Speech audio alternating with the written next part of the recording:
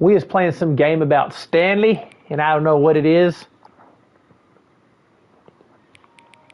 We is playing some game about Stanley, and I don't know what it is. Turn that down.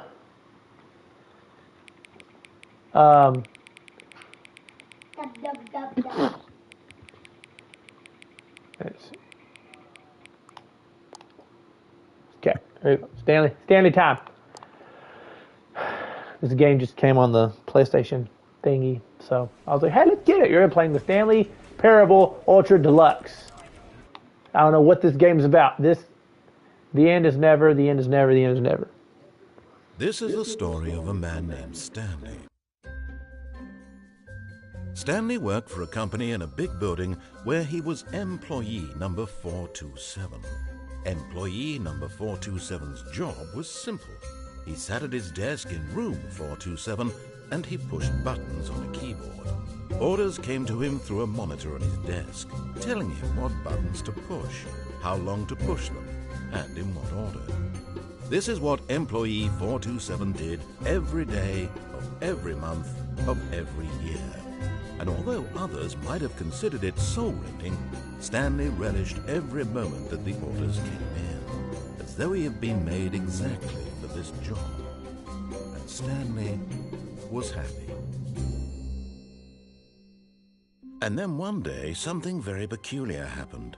Something that would forever change Stanley. Something he would never quite forget. He had been at his desk for nearly an hour when he realized that not one single order had arrived on the monitor for him to follow. No one had showed up to give him instructions, call a meeting, or even say hi. Never in all his years at the company had this happened, this complete isolation. Something was very clearly wrong. Shocked, frozen solid, Stanley found himself unable to move for the longest time. But as he came to his wits and regained his senses, he got up from his desk and stepped out of his office.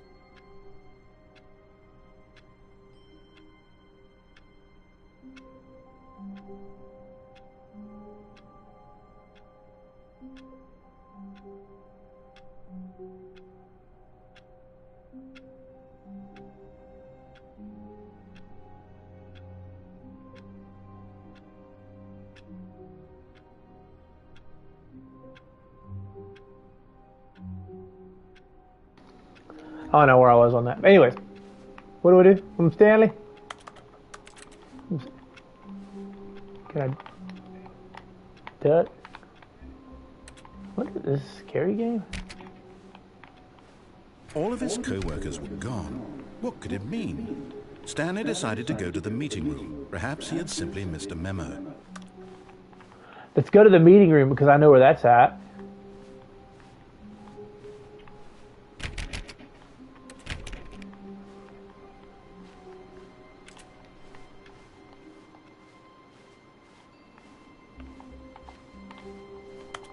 When Stanley came to a set of 2 open doors, he entered the door on his left.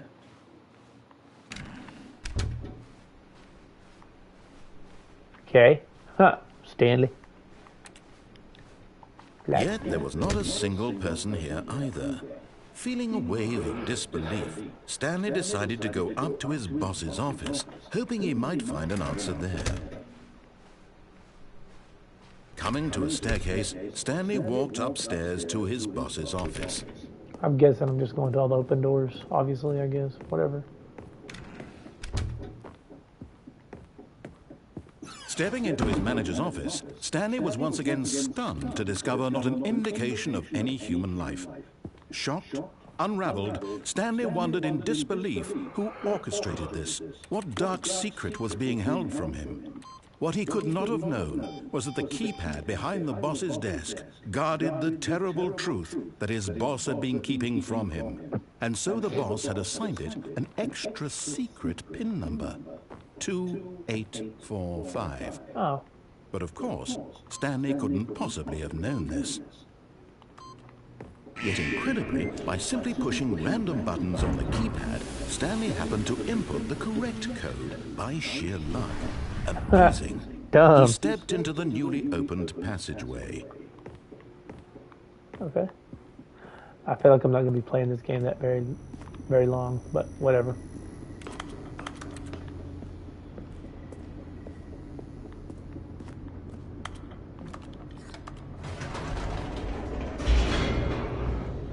That's not up at all. Up.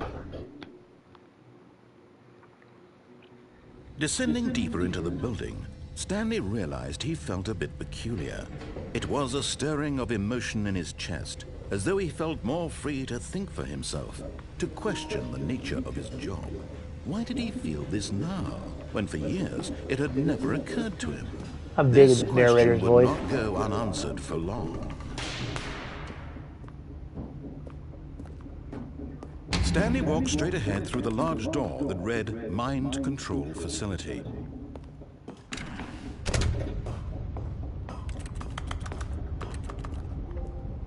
Ha! I can't The jump. lights rose on an enormous room packed with television screens. What horrible secret did this place hold? Stanley thought to himself. Did he have the strength to find out? Wow. Like, where Now does it the work? monitors jumped to life, their true nature revealed. Each bore the number of an employee in the building, Stanley's co-workers. The lives of so many individuals reduced to images on a screen, and Stanley, one of them, eternally monitored in this place where freedom meant nothing. Huh. Weird. This game's starting to kind of get to me now. This mind control facility. Thanks for joining us on Stanley. To believe it couldn't I don't be know what I'm true. doing. Had We're going to play for a little Stanley bit. been under someone's control all this You time? spin Was this the me only right reason he was round, happy with his baby, right boring round. job? That his emotions had been manipulated to accept it blindly? Stanley! What's this? No. He refused to believe it. He couldn't accept it. His own life in someone else's control? Never. It was unthinkable. Wasn't it? Was it even possible? Had he truly spent his entire life utterly blind to the world? Sure. Here was the proof. The heart of the operation. Controls labeled with emotions. Happy, or sad, or content. Walking, eating, working, all of it monitored and commanded from this very place. And as the cold reality of his past Mind began control, to sink idle, in, await, Stanley end. decided that this machinery would never again exert its terrible power over another human life. For he would dismantle the control. Ha! I turned it off. That's the end of the game. Thanks for joining me, guys. That was a cool game. You were here watching me play. And a rising Oh, chill of very much. uncertainty. Thought that was it. Was it I say over? Flat Stanley, but whatever. Yes. He had won. He had defeated the machine. Unshackled himself from someone else's command. Freedom was mere moments away. And yet, even as the immense door slowly opened, Stanley reflected on how many puzzles still lay unsolved. Where had his co-workers gone? How had he been freed from the machine's grasp? What other mysteries did this strange building hold? But as sunlight streamed into the chamber, he realized none of this mattered to him. Oh. For it was not knowledge or even power that he I didn't had realize been what was going seeking, on. but happiness. Perhaps his goal had not been to understand, but to let go. No longer would anyone tell him where to go, what to do, or how to feel. Whatever life he lives, it will be. I guess I'm supposed to slowly walk down this way? That was all he needed to know. Like dramatic? It was perhaps the only thing worth knowing. Dramatic walk. Stanley stepped through the open door.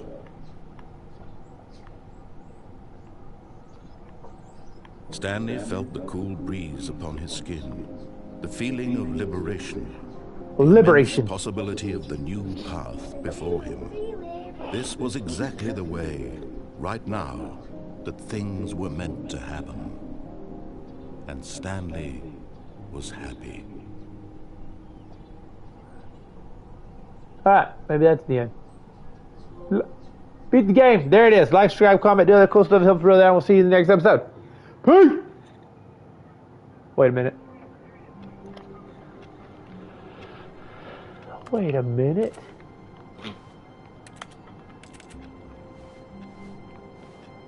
All of his co-workers were gone. What could it mean? This time Stanley we'll go out the decided to other go to the door. meeting room. Perhaps he had simply missed a memo.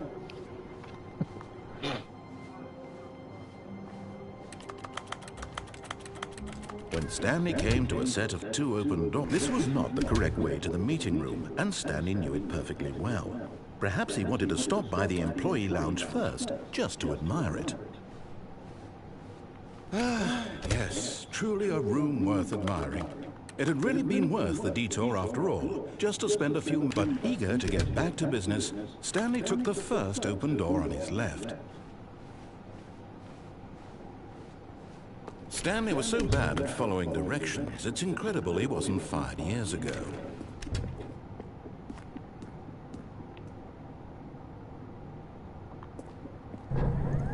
Look, Stanley, I think perhaps we've gotten off on the wrong foot here. I'm not your enemy, really, I'm not.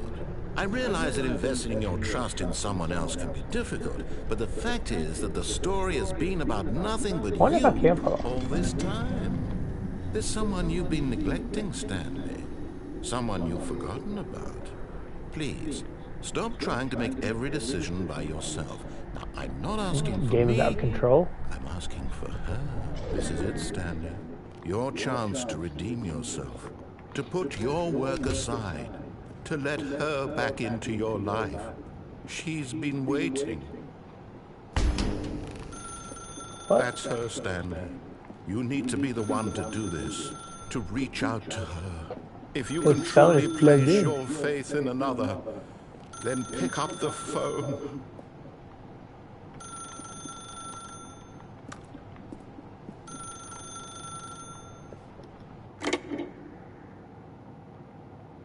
Ha! Did I beat the game again? Nope. Oh, Stanley, is that you? Hold on, sweetie. Sorry to keep you waiting. I'm just pulling the bread out of the oven. Ha! All right. Bread. Okay, there we go. All right, now, I want you to come in and tell me all about your day.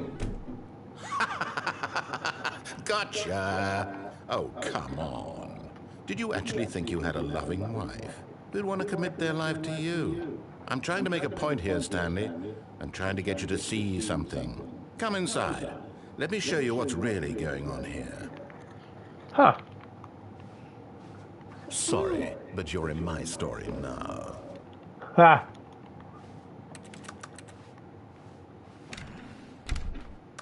This is a very sad story about the death of a man named Stanley.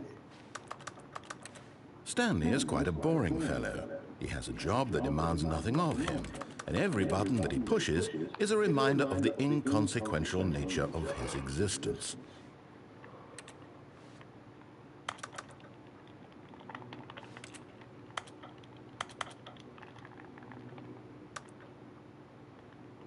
Look at him there, pushing buttons, doing exactly what he's told to do.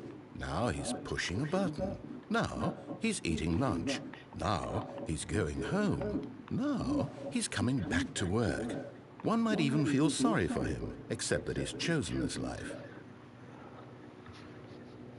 But in his mind, in his mind he can go on fantastic adventures. From behind his desk, Stanley dreamed of wild expeditions into the unknown, fantastic discoveries of new lands. It was wonderful. And each day that he returned to work was a reminder that none of it would ever happen to him. And so he began to fantasize about his own job.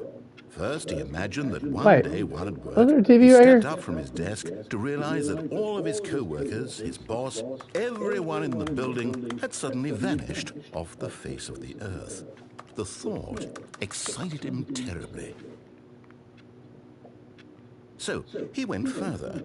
He imagined that he came to 2 open doors and that he could go through either. At last, choice. It barely even mattered what lay behind each door. The mere thought that his decisions would mean something was almost too wonderful to behold. As he wandered through this fantasy world, he began to fill it with many possible paths and destinations. Down one path lay an enormous round room with monitors and mind controls. And down another was a yellow line that weaved in many directions. And down another was a game with a baby. And he called it the Stanley Parable. It was such a wonderful fantasy, and so in his head he relived it again, and then again, and again, over and over, wishing beyond hope that it would never end, that he might always feel this free. Surely there's an answer down some new path, mustn't there be? Perhaps if he played just one more time. Okay. But there is no answer. How could there possibly be? In reality, all he's doing is pushing the same buttons he always has. Nothing has changed. The longer he spends here, the more invested he gets, the more he forgets which life is the real one. And I'm trying to tell him this, that in this world he can never be anything but an observer, that as long as he remains here, he's slowly killing himself. But he won't listen to me. He won't stop. Here. Watch this. Stanley, the next time the screen asks you to push a button, do not do it. You see? Can he just not hear me? How can I tell him in a way that he'll understand that every second he remains here, he's electing to kill himself? How can I get him to see what I see? How can I make him look at himself? I suppose I can't, not in the way I want him to. But I don't make the rules. I simply play to my intended purpose, the same as Stanley. We're not so different, I suppose. I'll try once more to convey all this to him. I'm compelled to. I must. Perhaps, well, maybe this time he'll see. Maybe this time. And I tried again, and Stanley pushed a button. And I tried again, and Stanley pushed a button. And I tried. This game's pretty trippy.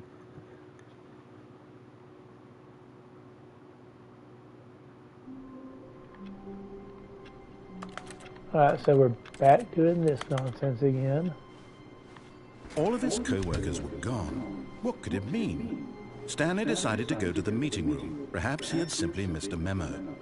No matter how hard Stanley looked, he couldn't find a trace of his co-workers.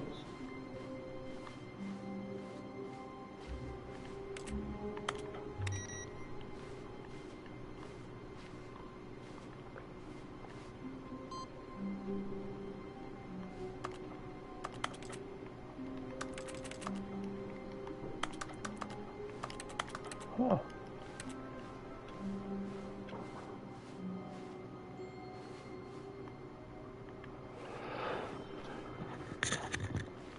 When Stanley came to a set of 2 open doors, he entered the door on his left. This was not the correct way to the meeting room, and Stanley knew it perfectly well. Perhaps he wanted to stop by the employee lounge first, just to admire it. Huh.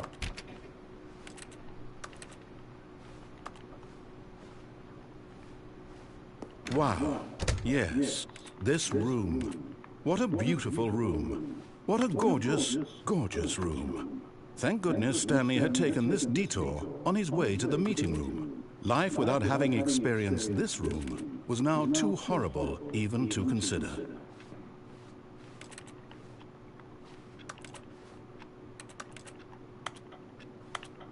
Yes, really worth it being here in the room. A room so utterly captivating that even though all your co-workers have mysteriously vanished, here you sit looking at these chairs and some paintings. Really worth it.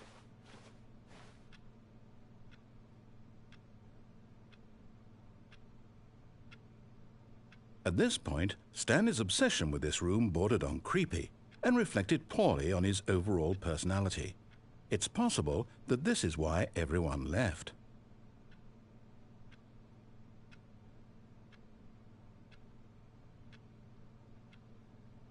Stanley sat around waiting for more dialogue, but when a long time had passed and there was no more, he decided that the game was trying to send him a message.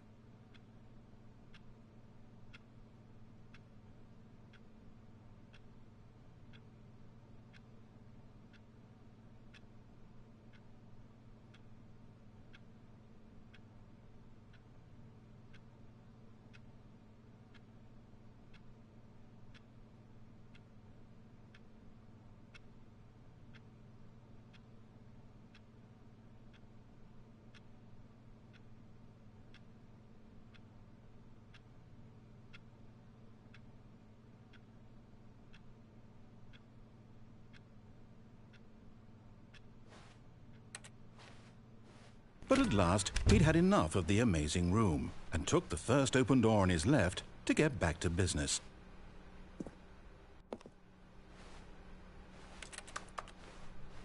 Stanley was so bad at following directions, it's incredible he wasn't fired years ago.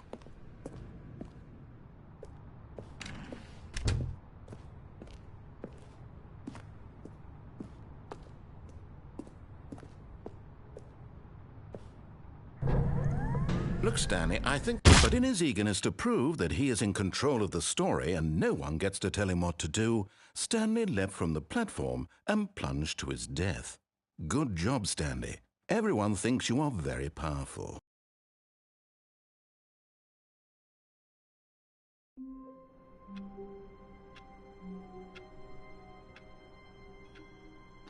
By the looks of that, I think I just got like 3 different endings. All of his co-workers if I did it right, so... What could it mean? Stanley decided to go Let's to go ahead the and meeting. call it. Perhaps he had simply missed a memo. Yeah, and then maybe I'll look more into this game because it's kind of weird.